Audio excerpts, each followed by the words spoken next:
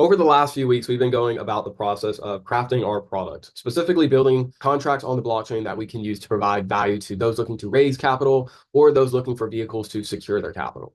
So, given we have completed our base contract, now we're going to be more so looking at how to monetize the product itself. So, today I'm going to be talking a little bit as far as my mindset going into how we're going to get this idea essentially from something that's a concept to something that can generate revenue. Now, when it comes to generating revenue, that should not be your key focus. Money is not the objective. And that was one of the issues that I had for the last few years. When I first started looking into going into business, I was more so focused on, okay, how do I make enough money to cover my bills? How do I make enough money that I'm able to just live the way that I want, go through college, whatever you're looking to do. But the problem is the focus should have been, what am I providing to other people that justifies them paying me a certain amount? You have to be someone who's worth receiving the amount of money that you're wishing to be able to make. So how do you do that? Well, if you consider what money actually is, money is essentially a store of value. Now, whether that is value of time, value of knowledge, value of resources, or connections, it's going to vary between the person. So regardless of where you're starting out, if you're looking to increase your revenue, if you're looking to increase how much you're getting paid, you have to look at how much value you are providing to people.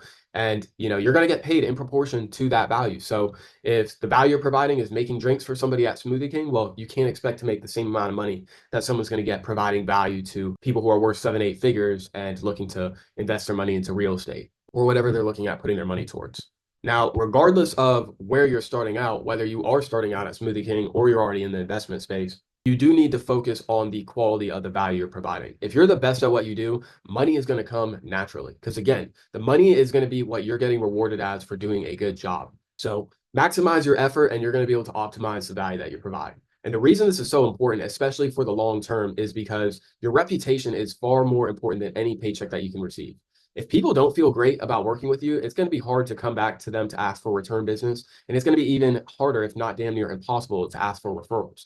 You want people to feel like they won the lottery after doing business with you, because if they do, they're going to talk about that not just with their friends, but they're going to talk about that with the type of friends they think would gain value from working with you as well.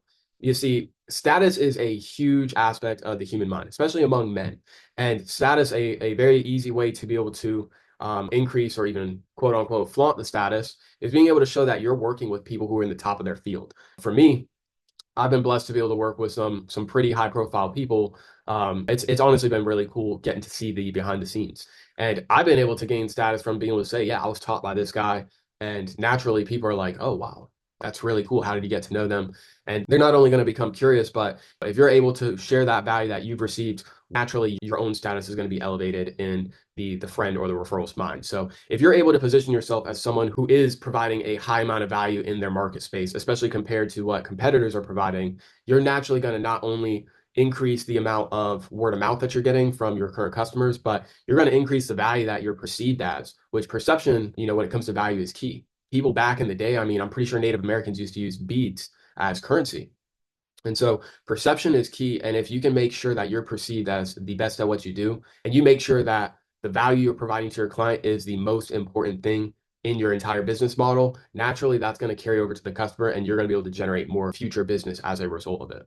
Now, once you've figured out what your value proposition is, whether that's a product, whether that's a skill, whether that's a service, you need to figure out a way to craft offers that are going to target people who you can provide the most value to, and is going to hit on the key points of, what they are looking to get out of working with you in the first place. So today's going to be a short video, but tomorrow I'm going to be getting into how I'm planning on going about providing value to my key demographics, which is going to be business owners, influencers, and just general innovators, people who are looking for new ways to provide value in the space of finance and in the space of crypto. So like I said, I'm keeping the video short and sweet for today, but tomorrow that will be the main focus. So with that being said, I will see you guys on tomorrow's video. Peace.